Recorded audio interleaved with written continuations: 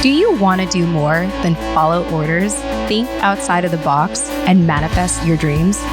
Then you've come to the right show. Welcome to the award-winning podcast, Holding Down the Fort by U.S. Vet Wealth. I'm your host, Jen Amos, a Gold Star daughter, veteran spouse, and entrepreneur. For Season 7, I am ecstatic to be in partnership with the Rosie Network to highlight motivational stories of personal growth, financial awareness, and autonomy in our military community. Now, let's get started.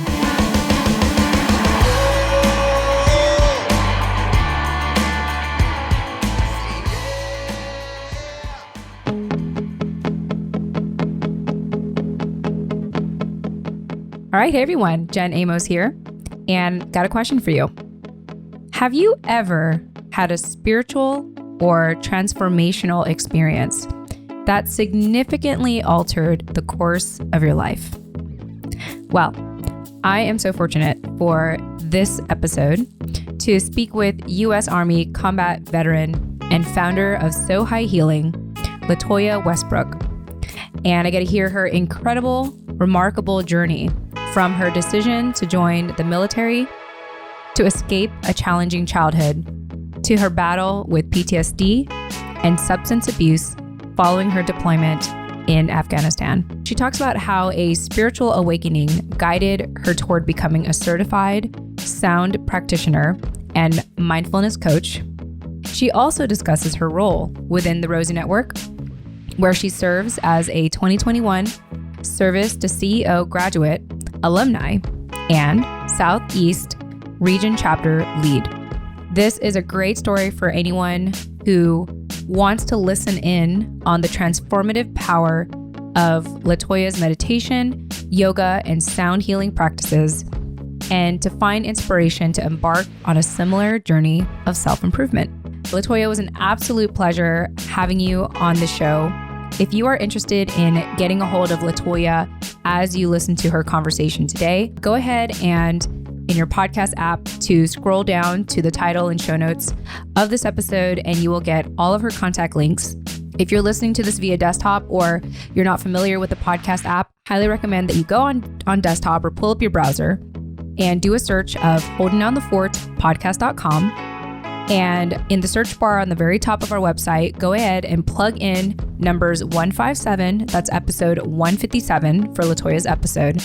And there you will be able to find her episode and her contact information. And so with that said, this conversation is an ad-free conversation thanks to my company, U.S. Vet Wealth. We're very fortunate to be offering a podcast portal for this season. This is the first time we're ever doing it for Holding Down the Fort. It's our podcast portal that's housed under our free resource from U.S. Vet Wealth called Military Retirement Blueprint. As of right now, I'm really excited to share that for anyone that's interested in joining our free portal to get bonus content, to hear about my journey as a podcaster, especially if you are interested in becoming a podcaster, all you have to do is just go to, I'm so proud of this link. I'm so proud of it, okay? I gotta say it. It's the one link I'll say on the show. One of many rare links I'll say on the show. But the website to get access to our free portal for bonus content from each of these episodes is holdingdownthefort podcast.com//portal. What? Too easy, right? Too easy. So here's the website again, in case you didn't catch it the first time. holdingdownthefort podcast.com//portal. Easy peasy. Once you go on that website, you'll have all the information. You can learn about the portal and decide if it's something you want, if you want to join for yourself. And so all of this is possible thanks to my company, U.S. Vet Wealth. So thank you, U.S. Vet Wealth. Thank you to my husband. Thank you to my team. And please stick around for after the outro music to hear some teasers on what's to come and what you may or may not find in our free podcast portal.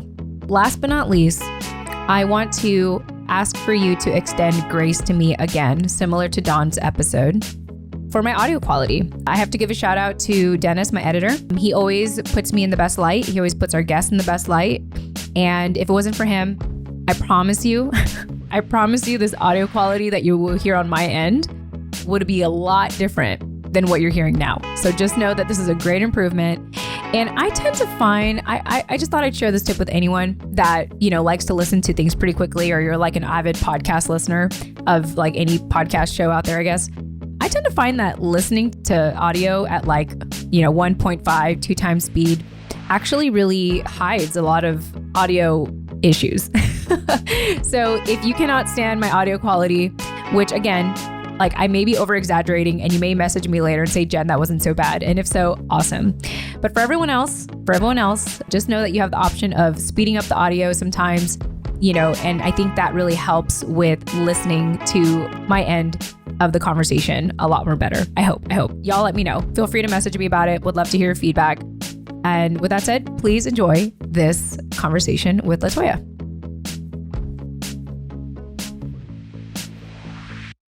All right. And today we have LaToya Westbrook on the show. LaToya, thank you so much for joining us on Holding Down the Fort by US Vet Wealth Season 7. So exciting.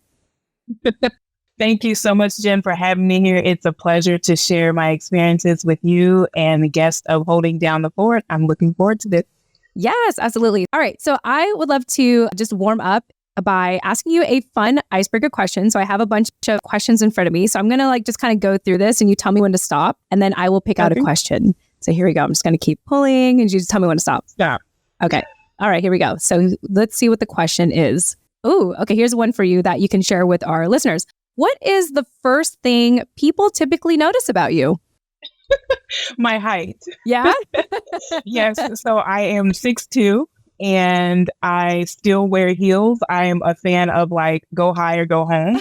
And so when people meet me in person, they're like, oh my God, I didn't realize you were so tall. Even in the virtual space, you're sitting down, you can't gauge it. And when they see me in person, they're like, oh my God, look at this tall goddess or whatever they say.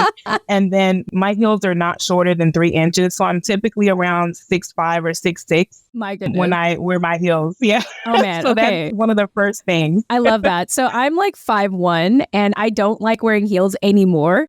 And so there definitely would be a crazy height difference between you and I.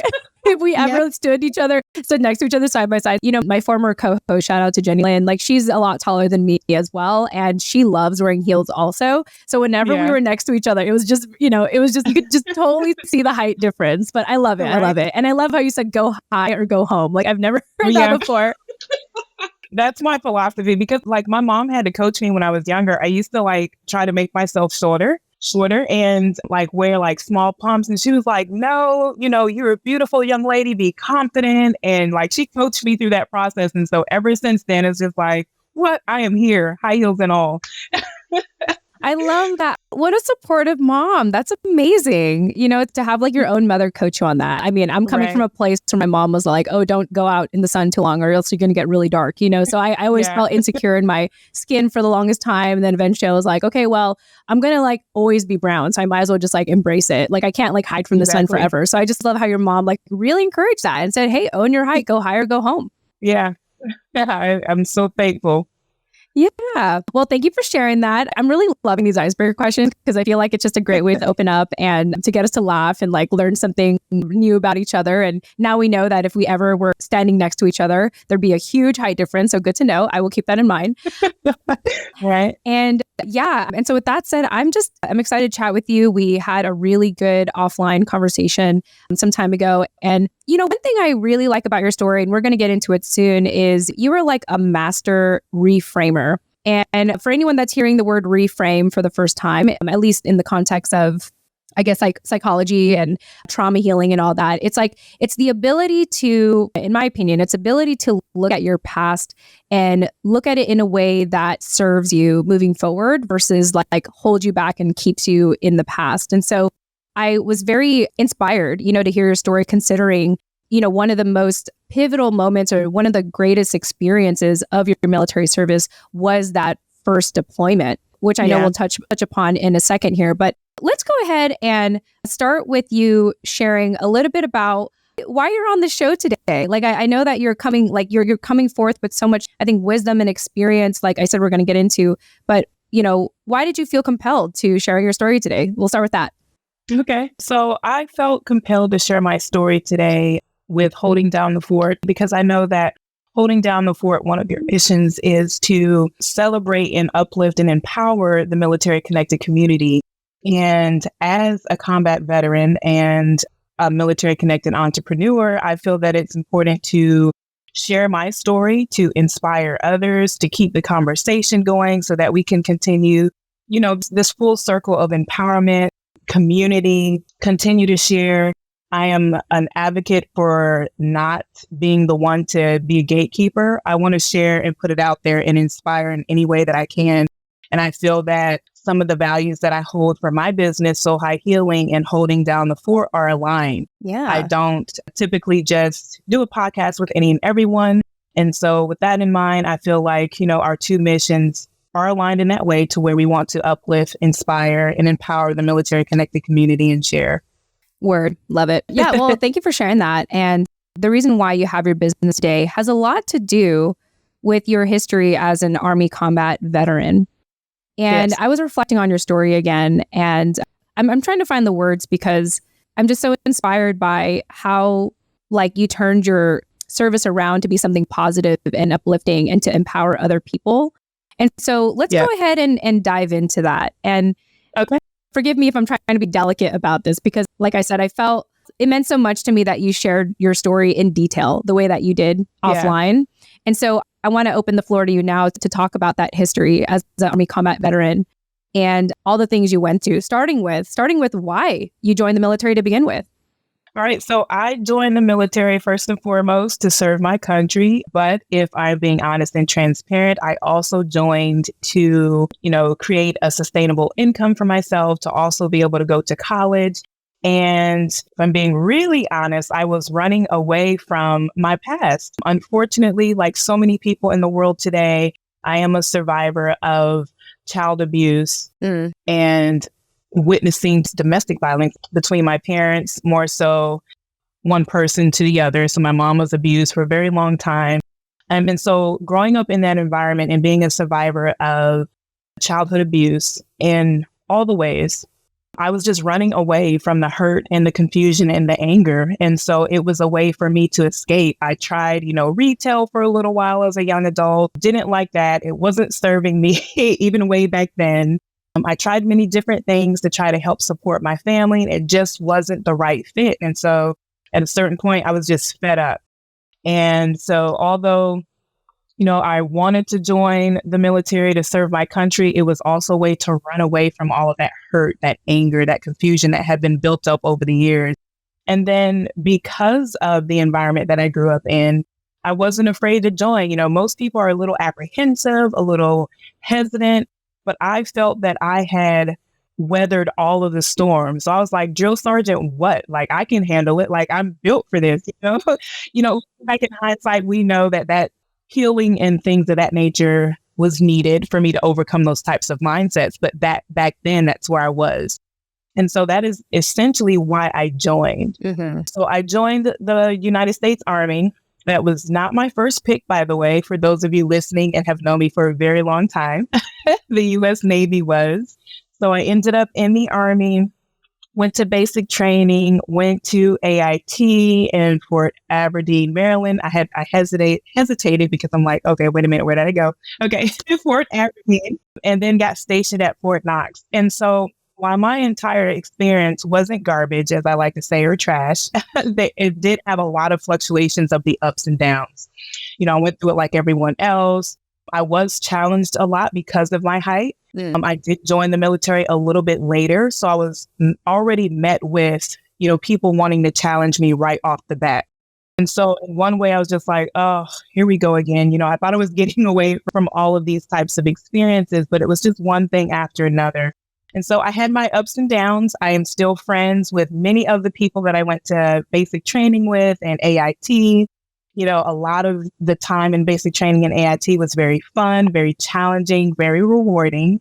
But then on the other hand, I also experienced sexual harassment on multiple occasions. And so that was leading up to my first duty station. And then I got stationed at Fort Knox, Kentucky. And I got to live, the 9-to-5 soldier life for about a year before we received the news that we were to be deployed.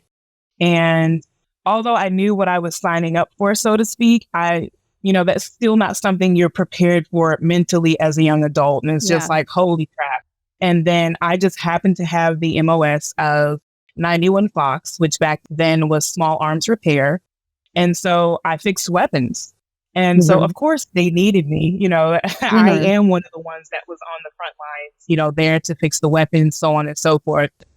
So leading up into my deployment, had the fluctuations with the 9-to-5 soldier life. It was fun.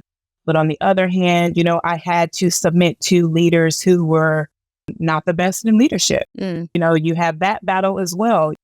Fresh out of high school, did a little bit of community college, but I also instinctively knew like, this is not how leadership should be. So I had those challenges. I also, unfortunately, experienced sexual harassment at that unit, my first unit, and it was an eye opener to say the least. And so prior to getting deployed, we had our brief. Every unit has a brief before they get deployed and they start packing and getting their affairs in order, so on and so forth. Fortunately, we had time to do that. I know not many people have that luxury, but in our briefing, and this is in my own words, we were pretty much told that we may or may not make it back. And so here again, already hit with like, gosh, like I can't win for losing. There's just always something after another. And so I remember being told that because of where we were going, there was heavy combat action. We were going to be high up in the mountains.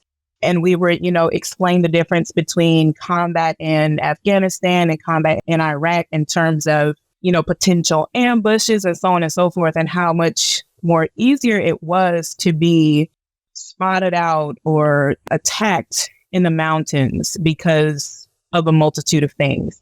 So as a young adult, and I can't even imagine for people who were younger than me that heard that, what they felt and what was going through their mind. With that being said, I did all the things before deployment. Like I was drinking, partying, doing the most, because I was just like, YOLO, you only live once. But it's like a bachelorette party, like just go all out. Right. So we had the deployment, we had that brief, did all the things, packed, and then we were deployed. And then I'll never forget flying into where we were meant to be stationed for the entire year. We were already being shot at. Oh my gosh. And I'm just like, oh my gosh, we're not even there. Like, God, please protect me. Yeah. So we had that experience. So again, it's just like, for me personally, I was looking at it through the lens of trauma. So it's just like one trauma after another, one challenge after another. And back then, I really didn't know how to navigate those things. One of the saving graces for the military, from the military for me, was the fact that I had a consistent routine. At least that kept me, up and moving and going. But anyways, so we're on the way, already getting shot at. We land safely, thankfully, praise be to God, in my opinion. And, we get situated. And again, it wasn't all garbage. There were fun times. There were a lot of learning experiences. I have so many hilarious memories for how we passed the time. It's just great. Sometimes I'll call my friends and we'll just crack up for hours. But then we had, the combat action, the IED explosion where I was, that thankfully many of us survived. And again, the sexual harassment, it was so bad during deployment that myself and a couple of other women had to file a claim against this one perpetrator. And so it was just like, God, not again. Like, can I get a break? Like, Jesus, do you hear me? So I had that experience. And unfortunately, back then, things are a lot more progressive now and people are taking sexual harassment in the military more seriously. But back then, I didn't get a chance to witness that change. And so us filing a claim and putting in complaints and being proactive was kind of like a slap on the wrist for this perpetrator. And so I had to learn how to navigate that as well. I went to Afghanistan slightly overweight by military standards. And when I came back, I was this big. So all of the stress, the combat action, always having to live in the dark, just really did a number on me. And I didn't realize it. I thought, I'm being healthy while I'm, while I'm deployed, eating all the fruits and veggies. But I didn't realize I was subconsciously and then physically, doing what I can to stay motivated, to stay alive, to survive. And to, it was my outlet in so many ways. And so that was my experience. Again, not all bad, but, if I had to put a percentage on it, I would say it was 50-50. And so because of that, I came back and had the PTSD, the anxiety, so on and so forth. And we'll touch on that in a moment because those experiences are what led me to where I am today. Yeah. One thing that was sticking with me is the phrase you used, lens of trauma. Like you were looking at your military experience through the lens of trauma. It sounds to me that it was kind of building upon what you experienced in your childhood, or it was like adding upon that experience. Yes. And so I just wanted to highlight that phrase because I don't think I've ever heard it in that way before. And it reminds me of even my own upbringing. Like I'm a Gold Star family member and we lost my dad when I was 10. And a lot of my young adult, my young teenage years to young adult years was looking through the lens of abandonment issues or being a fatherless daughter. And, I'm not there anymore. That's not who I am anymore. I don't identify with my past anymore. But I really like how you labeled it that way. It's like you were looking at life through the lens of trauma, because that's very much how I can relate, how I would describe my upbringing as well. And again, definitely in a better place now than I was before. All of that feels more like a dream and a memory to me at this point. Right. But to me, it already hints at how far you've come since then to be able to openly, talk about everything that you experience a little bit from your childhood to, what you experience in the military, and allowing both experiences to exist, the good experiences and the bad experiences to coexist. I think that takes a certain level of, I don't think maturity is the word, but you had to work a lot to get to a place for you to acknowledge all of that. And so I just wanted to highlight that and let you know that I see you and I'm excited to hear, where this is leading to next, Yes. Thank you. Thank you for acknowledging that. Yeah. I would chop it all up to emotional intelligence. That's something that is built over time as we age and intelligence in all things, growth in all things. And so thank you for acknowledging that and pointing that out. It means a lot. And like you said, I don't identify with the trauma in my past anymore, but it's important for me that I share these things to let people know you can overcome and achieve. It does get better. Yeah. It reminds me one of my best friend was asking me about my upbringing recently, and he was apologizing. He's like, "Oh, I'm sorry if I triggered you. I'm sorry if I brought up something in your past that you're not comfortable with talking about. I'm sorry if it hurt you." And I said, honestly, I'm really grateful you asked me because I don't have an attachment to it anymore. I can openly talk about it. And so I like how you said, that's the word I was looking for, emotional intelligence, right? It's kind of like developing that emotional strength to, go through the grieving stages that you need to go through to acknowledge your past and then come to a place of acceptance and giving back, which is where you're at right now. I feel like in your healing journey. Yes, absolutely. Yeah. So let's go ahead and talk about life today, because I know that, like you mentioned early on, there was a time where you thought you were going to be a drill sergeant. You thought you had the personality for it. Yes. And, considering, my first impressions of you at this point, I'm like, wow, I don't see her like that. I don't see that personality. So tell us about it. Yes. So my goal when I first went in and realized I'm going to be with the United States Army, and I heard about the drill becoming commissioned as a drill sergeant, all of the perks, helping to mold and hold space for the young soldiers. I was just like, oh, I'm perfect for that. They were telling us you had to have a certain edge. You can't get emotionally sucked in from somebody crying. I was just like, oh my God, this is just a cakewalk for me. Yeah. All the stuff I've been through. Oh my God, I'm the perfect fit. You can't break me. Back then that was my mindset. You can't break me. I'm good for this. Mm-hmm. And I won't say unfortunately because it's a part of my process, but I had a very bad attitude back then. And I had the physical strength to kind of master it. Back then I used to do a lot of weightlifting and so on and so forth. So I just had this tough exterior and this persona that I had in my head that I allowed to manifest. And so I felt like I am going to be the bomb drill sergeant. Like, I'm going to scare these poor little soldiers into doing what's right. Yeah. So that's where that came from, though, you know, like feeling like the drill sergeant was my identity and role at that time because of all that I had overcome or had navigated and been through. And, you know, that's not healthy, but that's where I was. And that's where that inspiration initially came from. Yeah, no, exactly. So it's just, you've obviously come a long way to the point that you can, you know, chuckle about it. You're like, oh yeah, you know, back in the day, that's where I want to be. It's kind of like looking at old, like high school photos and you're like, why did I wear that outfit? I thought that was like such a cool outfit at the time. And it's not, it's really not. Right. Yeah. Well, you know, your company today didn't come out of the blue. I know that it was years in the making, and it started with you personally getting back into meditating traditionally. So not like, you know, download an app and listen to guided meditations. Like you actually went old school with it, and it's part of what led you to where you are today. So let's talk about, first and foremost, when did you even start meditating? Like what got you to do that? Because if you ask me, I remember for the longest time, I was very anti-meditating. I thought, I'm praying. Praying is meditating. You know, like I had this whole thing. I was like, I'm already meditating because I'm praying, you know?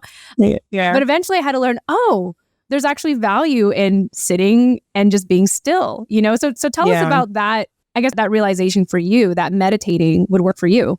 Yes. Okay. So just a little quick backstory leading up to how I got into meditation. So when I came back from Afghanistan, I was a hot mess. Like many young soldiers, I did all the things. I did a lot of drinking, you know, to try to ease the pain, to try to help me sleep, ease the anxiety. I didn't know it was anxiety back then, but I was trying to comfort myself and self-soothe. And so I went through all the things, the nightmares, the sensations of PTSD, depression at a certain point. And I did step out and reach out for help and go to therapy. But back then, in my personal opinion, it wasn't as effective and therapeutic as it is today. And so I stopped going for a little bit because the stuff that they were providing, I could have Googled for myself. So I was just like, this isn't helping. And I continued to self-medicate and take over-the-counter pills. And then, you know, on top of that, I was prescribed sleep aids and depression medication from the VA. So it was just a hot mess, like internally and externally. And so that lasted for quite some time before I had a spiritual and life-death experience. And it was in that experience where I said to myself, like, all right, if this isn't a wake-up call, I don't know what is. I'm not going to be able to make it and survive living this way forever. And so with that, I was in a very unhealthy relationship at that time as well. And so we continued our relationship for a couple of years afterwards. But I knew instinctively at some point I was going to have to cut ties so that I could just walk away and start over. And that walking away and starting over was in 2015. So I ended up in New York, of all places. Had never been to New York, but I was just like, you know, I need a fresh start. I need to go somewhere where I don't know anybody. And for most people, again, that would be a scary thought. New York is huge. You have like 49th Street and like take this train and don't go there, you know, all these different things. But I was just ready for it. And to this day, New York is what I would consider one of my soul places. Love it. I just felt free. I don't know what it was. Like a lot of people can't stand New York. Like they hate it. But to this day, I love it. I love the art, the grit, the grime, the trash on the street, you know, the music. To me, it's just one big, beautiful symphony. And I really believe it's because that's where I started to get still and change and experience freedom from all the trauma, the pain, the deployment, the unhealthy relationship. And so in New York, I started going back to school with the GI Bill. And after school, after class, I would go down to this cute little area in New York near the water and just sit still. And, you know, just people watch, put in some like serene music, not any hip hop or any, just like instrumental music, and just like zone out. And so that was the beginning of me learning how to meditate. I didn't know it at the time. But it was, you know, the beginning stages. And then I had a friend who actually introduced me to practicing meditation, and my world just opened. And so in 2015, I started meditating traditionally. And for those of you listening, traditionally is simply, just sitting down, hands on your thighs or hands on your heart, instrumental music or not, and just zoning out, allowing yourself to be still. And while we're talking about this, I also like to point out that meditation is not about quieting your mind, because it's unnatural for our minds to do that. Thoughts will come.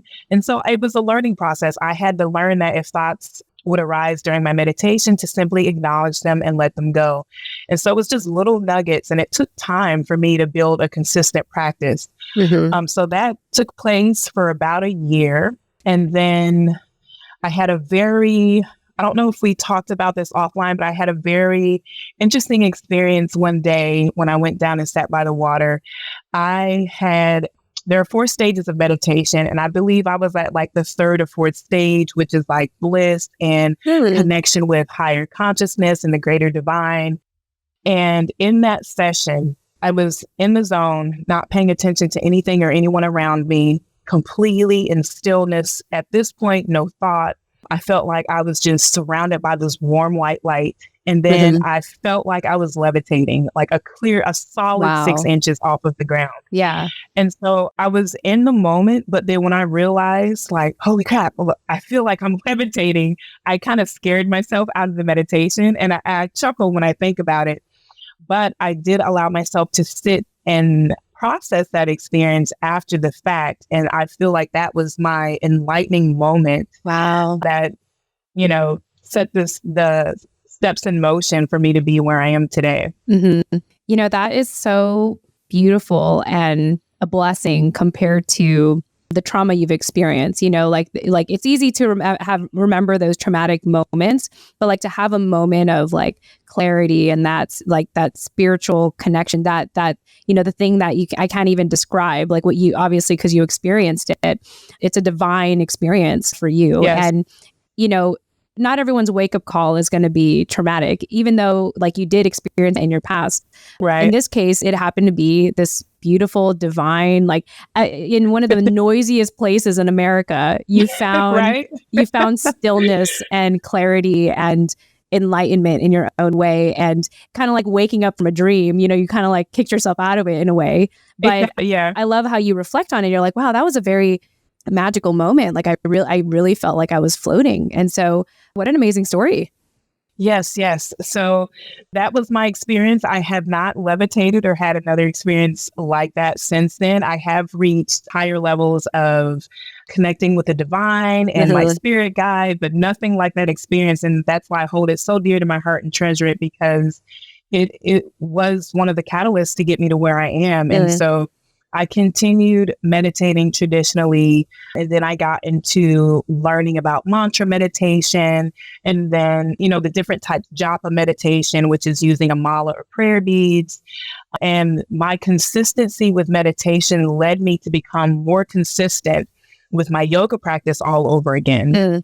And then because of that, I just naturally began to be drawn to yogic philosophy, the 8 limbs of yoga, the Yoga Sutras, understanding certain laws, the laws of attraction, like all these things. And that was the beginning of my healing process, honestly. Yeah. I always attribute it to sound healing, but it initially started with the meditation and the immersive self-study. I like this journey goes all the way back to 2015, 2016, and you just doing it casually. And then it started you started to build upon it and study more and get into a serious yoga philosophy. And so let's talk about what led you to starting a business, like making this an opportunity to help other people. Yes. So with my immersive self-study, and the benefits that I was reaping. So just a little recap really quickly here. Because of my meditation practice, I was able to stop drinking alcohol. I am no longer reliant on any medications. I hardly even take a pill to this day if I don't have to. That's amazing. So I'm free from all of that because of my consistency with my practices. The first time that I meditated and then experienced sound healing I was able to sleep through the night without the nightmares, the cold sweats, the tremors. Wow. And so that is essentially what led me to where I am in or about 2018, after those 2 or 3 years of studying and being consistent and learning and embodying those practices for myself. I became a yoga teacher. And so that's when the light bulb went off. And then I was like, oh man, I'm, a disabled combat veteran. I have all these aches and pains. If meditation did this for me, if yoga is doing this for my body, I can only imagine how many other people it can help, especially my brothers and sisters in uniform. Yeah. Or out of uniform. And so that is the inspiration that led me to creating White Violet Yoga to begin with. And let me back up here. So it led me to creating White Violet Yoga. And so in the beginning, my focus was to teach mindful movement to veterans because I realized the benefits. I have scoliosis. I have back problems from the IED blast that I experienced, the achy knees, from running my cartilage into the ground because the unit that I was attached with, all we did was run. Wow. And so I was just like, I can relate. Like, I get it. I get what the veteran is going through, what they're experiencing. And the yoga and meditation literally saved my life and turned my life around. And so I'm going to give back in this way. And so that was what led to the incorporation of White Violet Yoga. It was named White Violet Yoga at that time. And so I used to do donation-based classes, yoga at the park, all the things, trying to help my veteran brothers and sisters. I did that for a little while, and then things started to not feel very aligned for me. And so I actually had to go back to the drawing board and pivot. And this is something as an entrepreneur that we don't talk about, or sometimes we're afraid to do, is pivot when necessary. So I had to pull back my offerings, go back to the drawing board and figure out why things weren't feeling aligned anymore. And so my reasoning was, or what was provided to me by divine guidance, if you will, during meditation, was that I wasn't really living and giving authentically based on my experience. And that was, meditation. So I was so focused on the trend of being a yoga teacher and like trying to fit in and make a name for myself. And it wasn't aligned because that's not what turned me around. That's not initially why I wanted to give back and share, because, the meditation is what had made the biggest impact on my life. And so went back, changed my offerings. Fast forward all these years later, I have rebranded to SoHi Healing. And so my focus is to help the military connected community heal, thrive, and grow using a combination of sound meditation, traditional meditation, and mindfulness-based practices.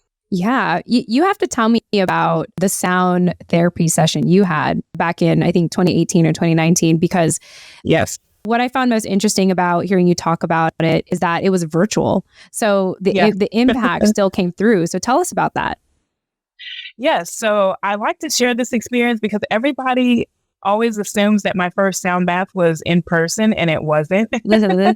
Someone sent me a link to this fabulous sound healer. To this day, I still follow her. I listen to her sound bath. I just love her. So I really look up to her. I'm just like, oh, I want to be you when I grow up. She's one of those kind of people, and she just has this great energy. Yeah. Anyways, someone gave me a link to one of her sound baths. It's like, hey, you're into meditation.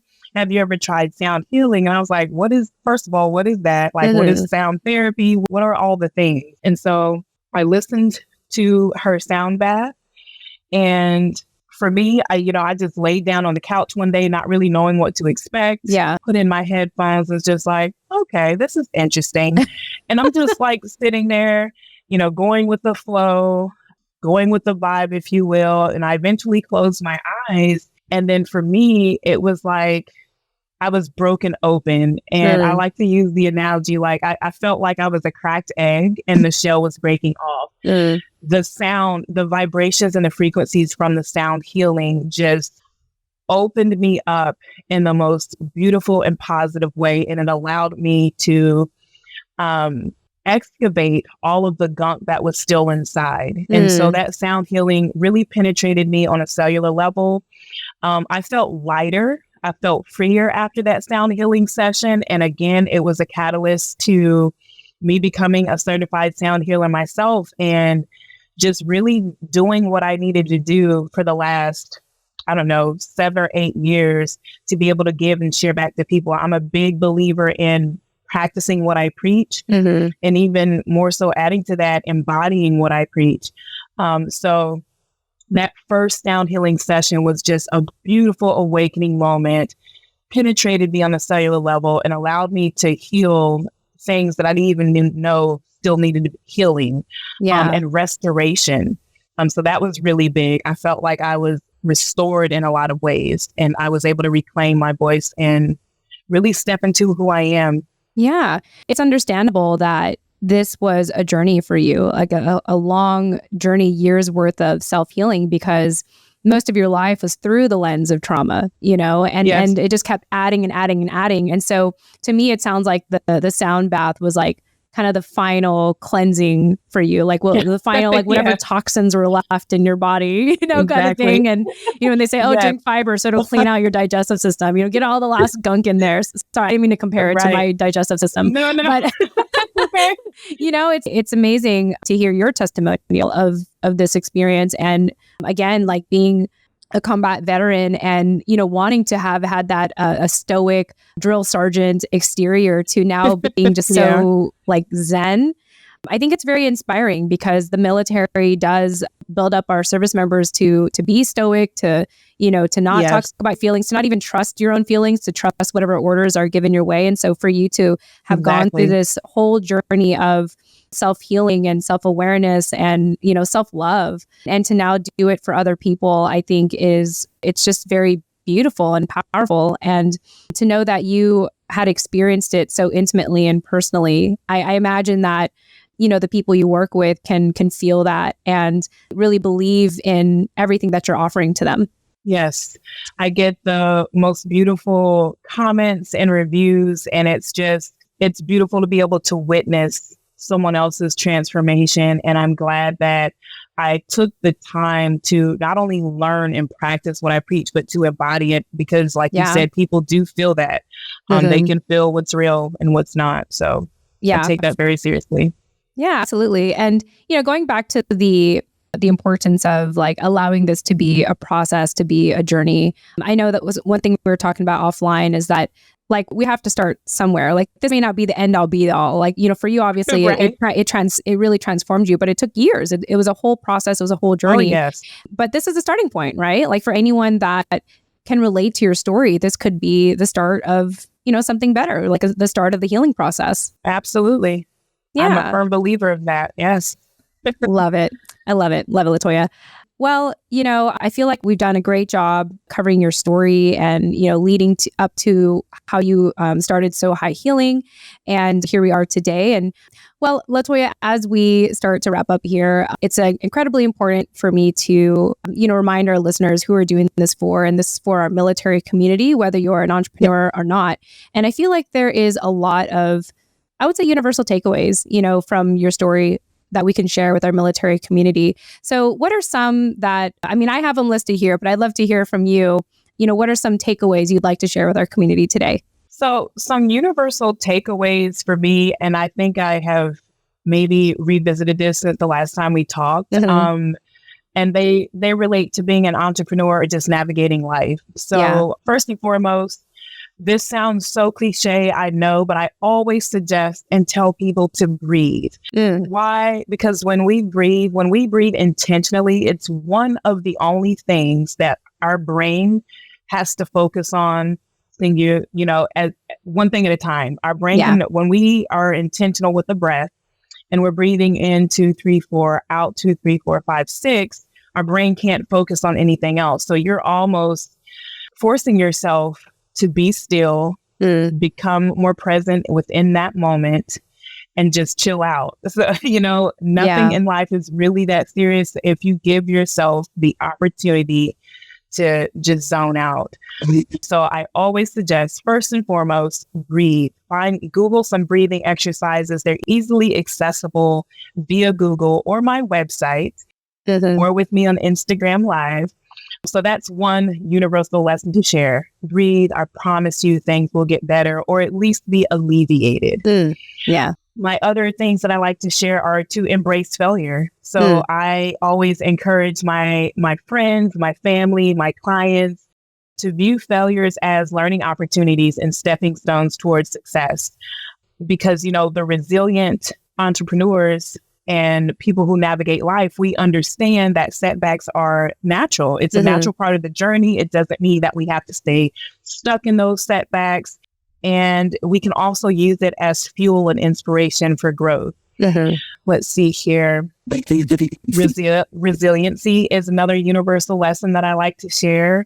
Someone who is resilient is often able to, after they've learned their lessons and processed what they need to process and have taken the time to sit with it, they're able to, or we are able to easily spot pitfalls or setbacks in the future, if we see them arising. And so I feel like resiliency is one of those universal lessons to share. And we hear this stuff all the time, but it's really a matter of hearing it, taking it in, processing it, and embodying it.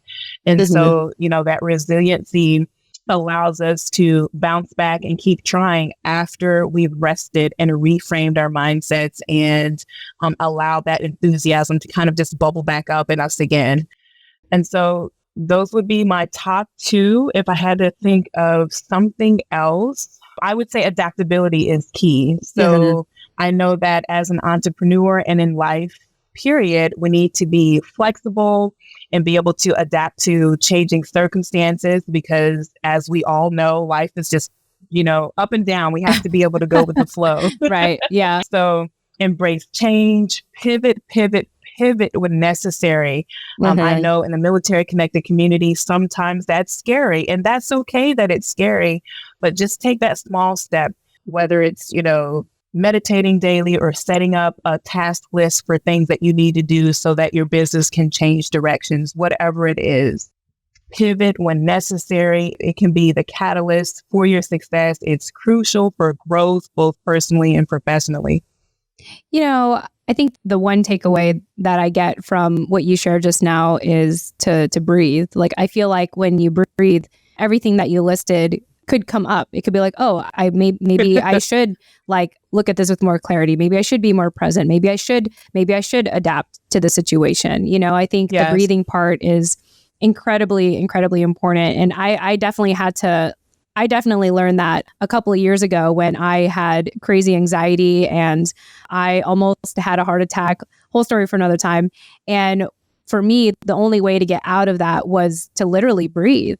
And since then, every moment that I can get, every moment where I start to feel like my chest tightening or whatever, I just remember to, just breathe, just breathe and just give ourselves a minute. Like, there's plenty of time to breathe. And more importantly, to breathe intentionally, because I think breathing helps. I mean, we're going to breathe no matter what, but to be intentional about it and to allow ourselves to just recenter and come back to that place of calm and to lower. And I think even just from a health standpoint, it's just good for you to calm yourself down, because it is. Because anxiety could lead to, anxiety attacks, heart attacks. It could actually lead to health issues. So, for me, that's kind of the biggest takeaway is to just breathe, just start with that. And even if it's weird, I mean, do it when no one's looking. You got to start somewhere. Right. I tell people that all the time. People can't tell if you're breathing intentionally. Why? Because like you said, we're breathing anyway. Yeah. And then breathing, like you said, leads to those other things, adaptability, embracing failure. And then it also creates the space for us to find creative solutions to overcome challenges so that we don't feel stuck and stagnant in that way. Yeah, I love that. It really opens up an opportunity for you to kind of step outside of your situation and have that self-awareness and say, okay, what can I do instead? Rather than make an impulsive decision, I can do this more thoughtfully. And I think breathing really helps with that. So awesome. LaToya, wow, what an amazing conversation today. I do want to give you an opportunity to ask me a question. If you had any, it's okay if you don't, but I figured I'd just put that out there if you had any before we go. Okay, so my question for you would be related to sound healing. And that is, have you ever experienced a sound bath, either in person or virtual? And if not, would you be interested in having a sound bath with SoHi Healing? Oh my goodness. Yeah. I mean, first answer is no. I have never done it. I have seen it. I've seen it on shows and stuff like that. But I've never experienced it myself. And I also like knowing that it's virtual. So I'm very intrigued. And I think it would be really interesting to test out myself and have as bonus material for our show here. So everyone can witness firsthand like what it's like for Jen to get a sound bath. I think that'd be a ton of fun. So I appreciate you asking. Absolutely. Well, I'd like to extend that offer for you, and we can talk more offline about that. Wonderful. Well, LaToya, this was great. Thank you so much for taking time to share your story. And thank you for, thank yourself for putting in the work, to be where you are today, to be able to offer this to other people. I could definitely tell that you enjoy what you do. And there's again, I can't even picture you as a drill sergeant, like at all. Like that is like, I can't even imagine it. So I guess I could if I try hard enough, but like who you are today, your demeanor today, I think is a testament again, for you having put in the work to, be where we are today to have this conversation. So thank you so much for that. And that our journeys were, met in our conversation today. Right. Thank you for acknowledging me and all that I've done to get to where I am. That's very important for me. It means a lot to me. And I appreciate being a special guest here on your esteemed show, Holding Down the Fort. And I look forward to talking more with you in the future. Awesome. Thanks so much, LaToya. You're welcome.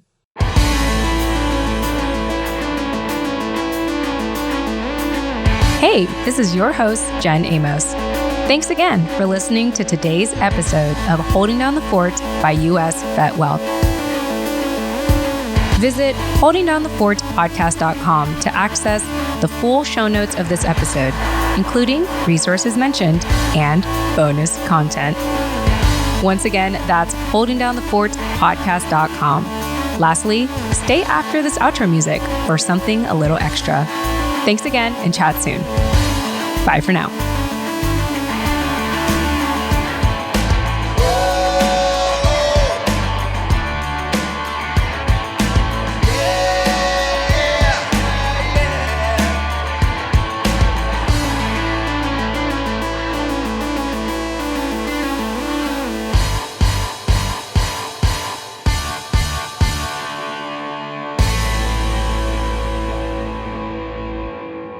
All right. And thank you again so much for listening or watching to every episode in this season 7 of Holding Down the Fort by US Vet Wealth.